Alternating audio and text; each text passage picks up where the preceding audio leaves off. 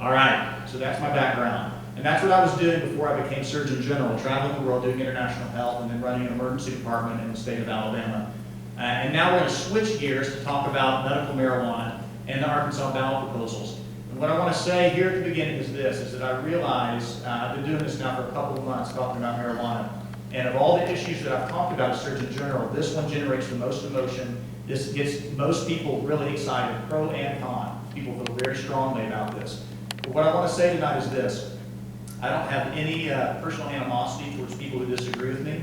If you disagree with me after this presentation, that's perfectly fine. I've got some great friends that disagree with me, and that's perfectly okay.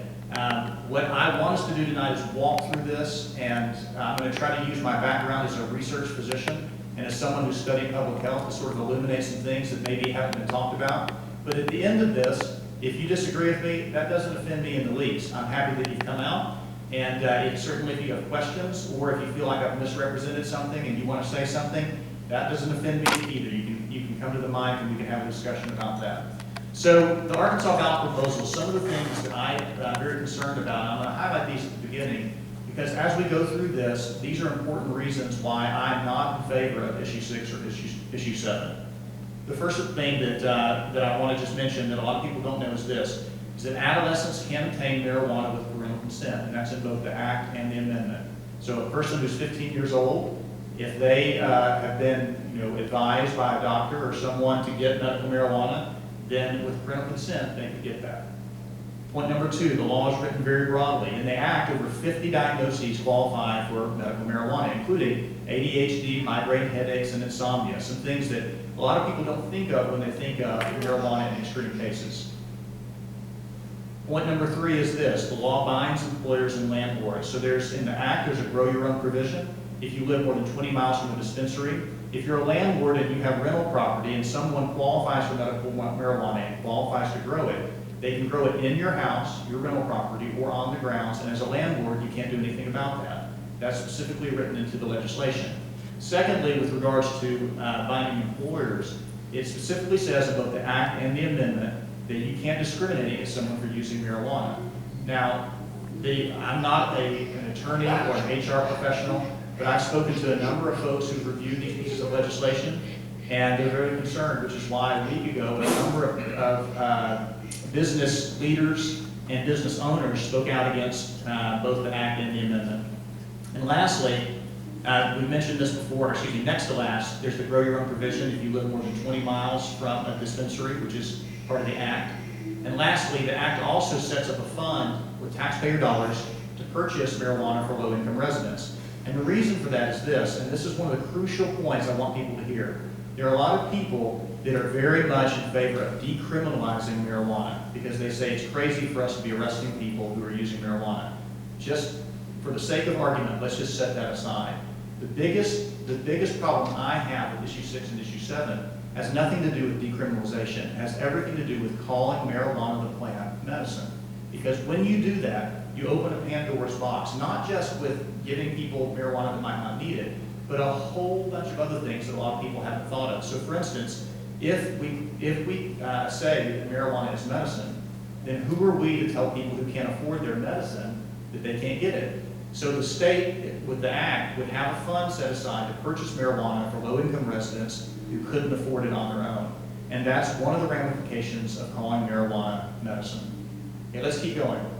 So I've said this in a couple of public appearances, and I just want to say very clearly at the beginning of this, there's a narrative that's going on nationally, and I've never said publicly, and I never would insinuate that it's driven by the people here in Arkansas. I don't believe that. But there is a narrative that's going on nationally that is driving a theme. And the theme is that marijuana is safe, it's natural, it's something that doesn't have any significant problems or side effects, and it's working. So this narrative, this national narrative that's going on a national level is working. So if you look at the Arkansas poll in November of 2015, 68% supported medical marijuana. In June of 2016, a top business and politics poll, 58% supported marijuana. Now, a couple weeks ago, they did a poll, and those numbers are a little bit different, but it's a very popular thing. And I know a lot of people, a cross-section of people, highly educated people, good people, people who are involved in the communities, who believe that medical marijuana is okay. And the reason that most of these people believe that is because of this narrative that's going on. They've heard things, they've seen blogs, they've read a little bit of the research. And let me give you an illustration of this, and this is why I think it's important for us to all be talking. I don't want anyone to feel like I'm talking down to someone because, oh, I'm the doctor, you have to listen to me. Or, you know, I've got all this information and you can't make up your own mind.